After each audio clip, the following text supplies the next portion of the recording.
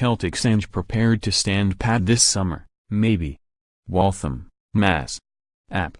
Danny Ainge tore apart the team that made the Eastern Conference Finals last year, and then put together a new roster that came one victory from playing for an NBA title.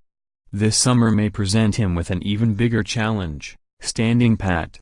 With Gordon Hayward and Kyrie Irving coming back from injuries to join fellow All-Star Al Horford and young stars Jaylen Brown and Jason Tatum, the Boston Celtics general manager doesn't really need to do much to give the NBA's most decorated franchise a chance at its 18th title.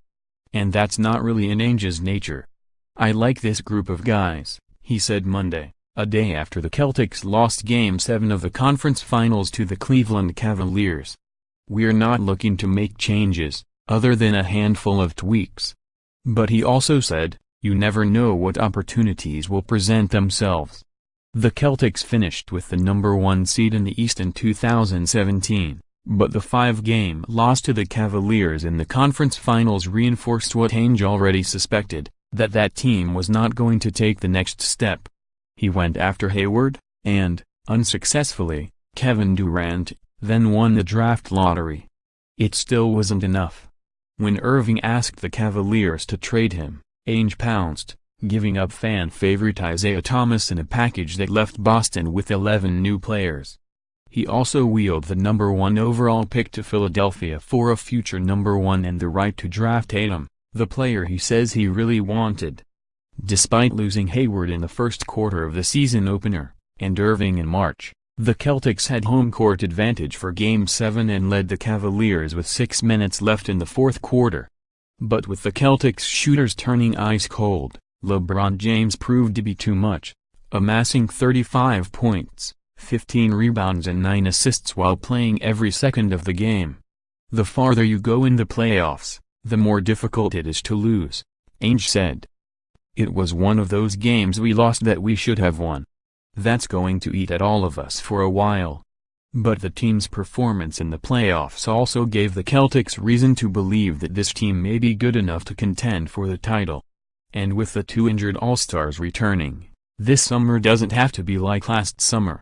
"Last year, we didn't know all that stuff was going to happen, but we do feel we have a bright future with this team," Horford said. "It's something we're all looking forward to. We can't think about what could have been. But when Kyrie is on our team, we're at another level."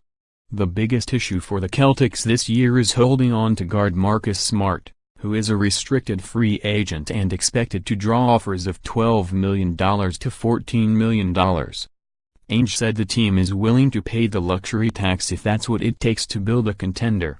And Smart said he wants to stay. "They're already planning for me to be here," he said at the team's practice facility after exit interviews. "I want to be in Boston. I've been here for 4 years. My heart's here." Center Aaron Baines is an unrestricted free agent, as are Greg Monroe and Shane Larkin. "I hope we have something special with this group," said Brown, who in his second year averaged 14.5 points and 4.9 rebounds per game. "But in this league, you never know. And with Ainge calling the shots, it's almost impossible to predict the future. We're not going to do something unless it makes us better. And there's no guarantee that those deals are there," Ainge said. "At this time last year, I didn't think we would have 11 new players." _more app and BA, https://upnews.com/tag/NBA basketball